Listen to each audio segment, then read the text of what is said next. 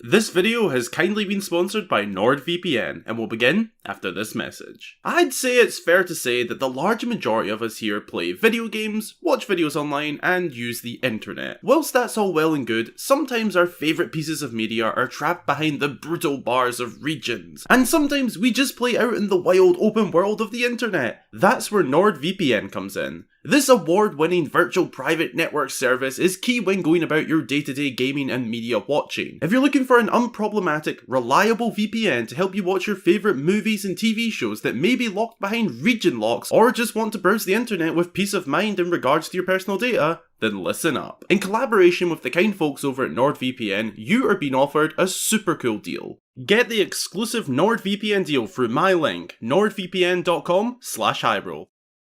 It's risk-free and has a 30-day money-back guarantee. The deal includes a 2-year plan with a huge discount, plus 1 additional month for free. Now, I've collaborated with NordVPN before, and since then, I continue to use their VPN very often, mostly for watching TV shows with my long-distance partner, but also just to browse with some peace of mind. Plus, it's cool being able to say, I'm in Scotland, now I'm in Germany, now I'm in Iceland. It's a fun time. They also have a new feature called Threat Protection, something very much worth checking out when considering signing up to NordVPN. To recap, if you're interested in gaming and browsing with peace of mind, watching movies and TV shows not available in your region, and much more, then head to nordvpn.com/Hyrule and sign up to NordVPN today. Tell them HG sent you. Thanks. And now, on to the video.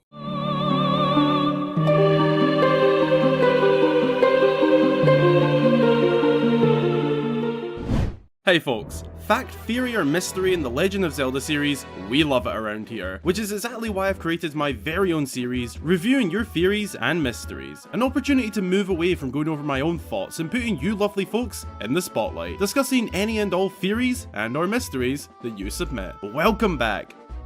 We are already at the 5th episode of this series. The first 4 have been great, and I see no reason that we can't make this one great as well. I also now have a playlist with every episode and related video to the series, so if you ever feel like binging them, there you go. Today, we've got another dragon-related submission, returning Loftwings, playable Zelda, the mysterious history of the Hylian shield, and so much more. Get comfy folks, this is gonna get interesting. But first, be sure to go and grab yourself a snack or drink and send them in to get featured right here, and also be sure to drop a like and subscribe if you haven't already. It really helps the channel out.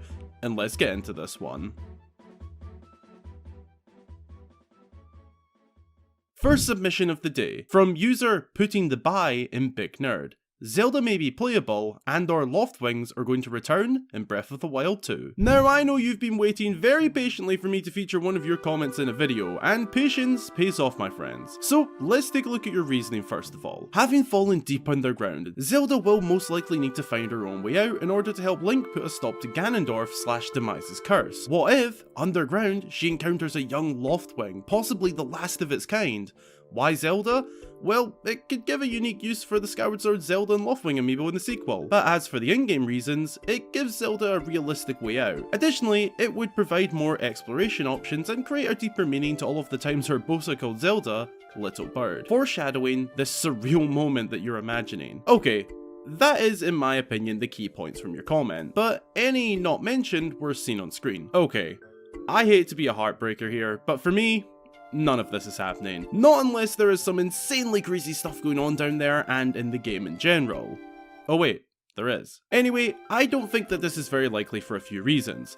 One, how could a Loftwing being down here be explained? It feels near impossible to realistically explain that one. And that's going by the Zelda game's ridiculous definition of realistic. I guess there could be some sort of strange tie to the sky, and somehow a Loftwing is down here, but personally, it isn't for me. You might now be wondering why I picked this submission then. Well, it's not just for me to judge, everyone else can have their take on this down below in the comments. Maybe I'm being harsh, but it's not for me. The other part of your submission, however, is more realistic in my eyes. Princess Zelda being playable is much more likely than a Loftwing being deep below Hyrule, in my opinion. I don't think it's extremely likely, but I can see potential. I've discussed it before on the channel, link to that below, but off the top of my head, I think playing as the princess to escape the deep dark caverns of Hyrule could be really cool. And further, maybe even playing as Zelda throughout different parts of the story, sort of like a companion who has playable segments here and there. Now, before I leave that Loftwing theory hanging, I'll say this. The idea of a Loftwing being present in this game via an amiibo would be pretty cool. I just don't think that the underground will be connected to that, rather in their more natural space, the sky, if it were to happen. We know Link will be free-falling, gliding, and maybe even some kind of flying in the sequel. Perhaps the developers could squeeze in some Loftwing content for the Skyward Sword fans. Who knows? Only time will tell. Second submission, from user The Hitsubasa. I don't know if I got that right.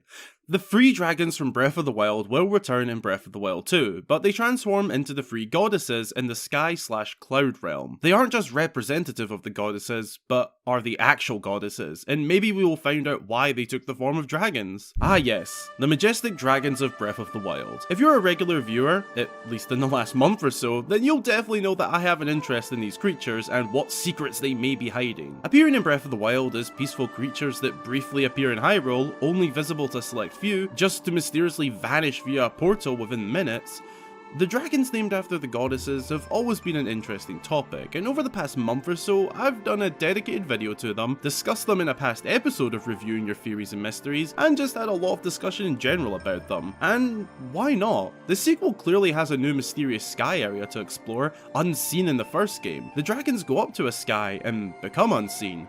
Also in the first game. There is definitely room for discussion. So you've suggested that in the sequel, Dinral, Farosh, and Naydra will be revealed in the form of transformation to not just be connected to the creators of the land, Din, Farore, and Nehru, but that these dragons are the very goddesses that created Hyrule long ago. I both support this, but also go against it. Allow me to explain. On one hand, this could definitely work. I mean, in the first game, they were left rather unexplained. They had an in-game purpose, but beyond that, the lore side of things was left unanswered. In the sequel, we'll be traversing the sky in what looks like a sort of ancient, sacred, and spiritual islands. With a lot of new lore incoming regarding the Master Sword, Link's arm, and whatever all of the symbols are, I wouldn't say it's impossible for these dragons to show up in this area and be revealed as the actual gods, adding more new lore to the game, going off the vibes this place gives me. It could be fitting.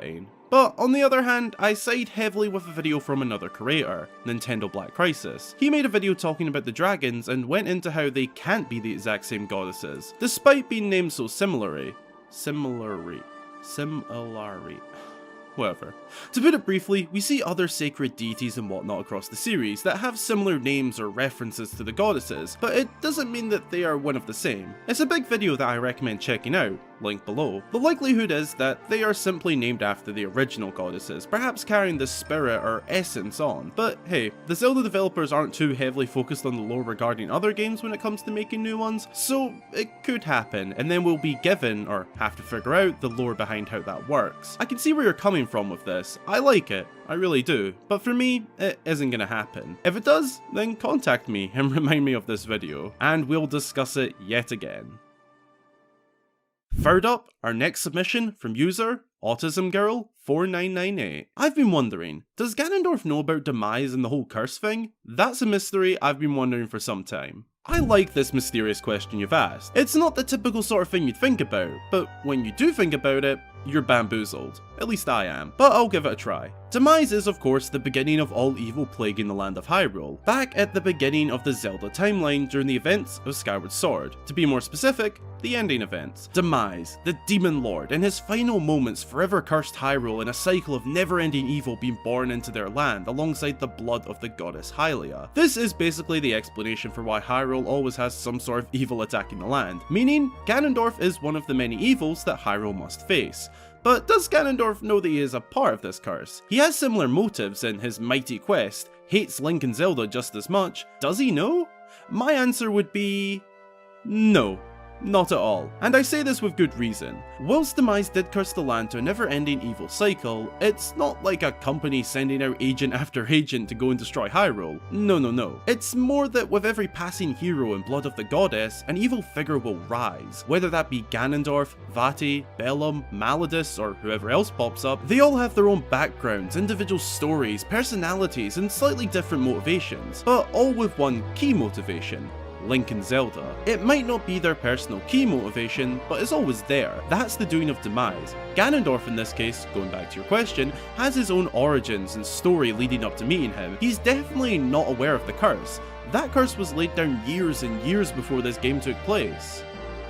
There was always the chance that he could learn of it at some point, but to my knowledge and understanding, Ganondorf is completely unaware that his role in life is part of something much bigger. Oh, and whilst we're at it, do Link and Zelda even really know? I feel like in some instances that they might, to some degree, but generally, not really.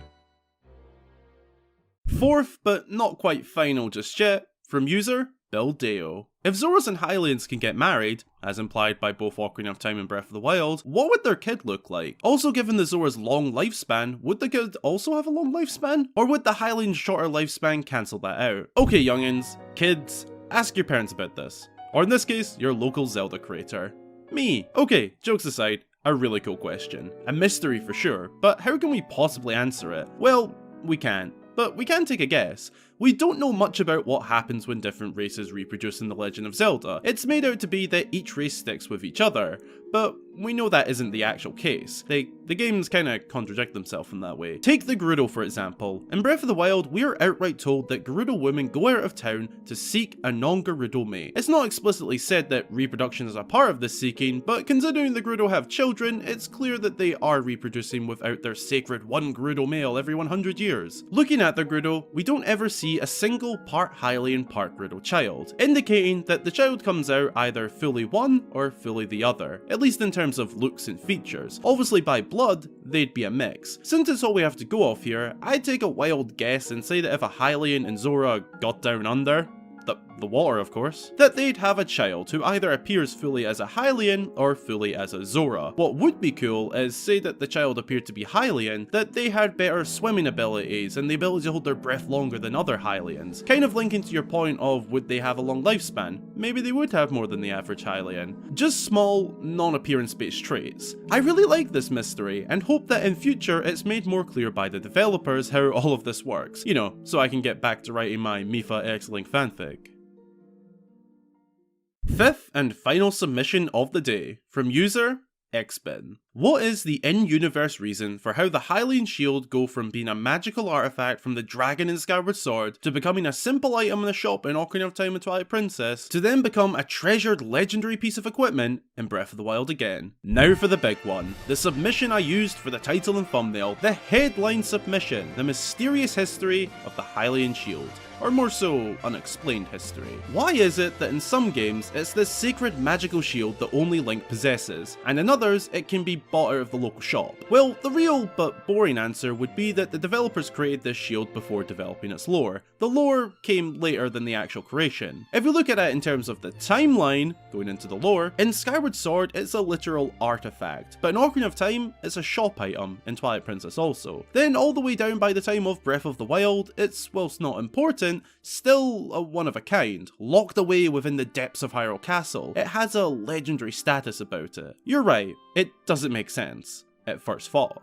However, consider this. Skyward Sword is the first chronological adventure, right? This is where the legendary famous Hylian shield was made. This is where that iconic design comes from. It changes slightly over the years, but it's still the same shield design overall. This first shield truly was a magical artifact, as you said. Over the years, the stories and tales of heroes from long ago were passed down, and maybe some information was collected regarding these tales, like the original shield. By the time of Ocarina of Time, this design is pretty well known, and we know that for a fact actually. One of the shopkeepers actually tells Link when purchasing the shield that it is the very same that the Hylian soldiers use. At this point in time, the shield is a commonly used one. It's literally used by the army. In Twilight Princess, it appears to still be developed and made, but it's no longer the one the army use, so perhaps it has become a bit more special and maybe even forgotten in terms of lore, and less common in terms of the public eye. In this time frame, it can be classed as limited supply, but you could also just see that as marketing to get it sold. Either way, it's just a regular shield based on the original, just like in Ocarina of Time. When we get all the way down the timeline to the latest installment, right now anyway, Breath of the Wild, the shield is a one of the kind. The shield is one of a kind.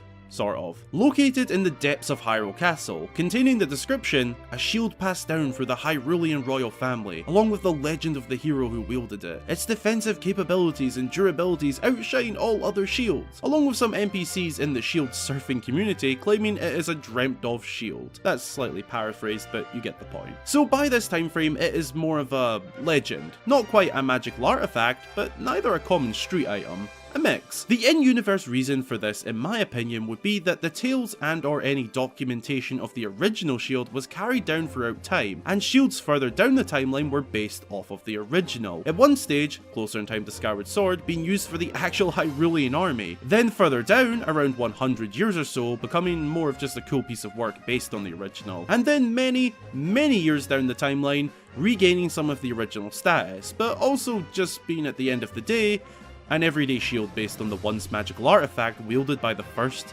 ever hero. I'd like to also add that the shield does appear in a game outside of the games I mentioned. I just focused on those as it created 3 solid points of time in the Zelda timeline. It doesn't really affect what I'm saying, to be honest. Additionally, by the time of Breath of the Wild, the shield is also said to be close to the royal family. This could support my point of the original being documented and kept in knowledge over time, but it's the Legend of Zelda lore. Who knows? As shown in the thumbnail, the shield is now nothing special, at least compared to the original. In reality, the shields since the original are nothing more than really well made shields with the design of the original. Is the original artifact out there? Who knows? You could also argue that the one found in Breath of the Wild is the original, but then you could also argue the point of that guy who sells them for when the one from Hyrule Castle breaks. Yeah, let me know what you think about this and all of the other submissions down below in the comments. I look forward to reading and replying to them, whether you agree or disagree. I appreciate every single one of you. Have a wonderful day or night, folks, and I'll see you next month for episode 6. Thanks a ton for watching. I really hope you enjoyed the video, and if you did, be sure to drop a like and consider subscribing for more fabulous Zelda content. If you haven't already, be sure to hop on our Discord server through the link below. Follow me on Twitter and Instagram to keep up to date, and as always, a huge special thank you goes out to all of my supporters across Patreon and YouTube. If you'd like to join them and get yourself a shout upon joining and your name at the end of every video, then consider supporting. Again, thanks for watching, and until the next time, I've been Hyrule Gamer.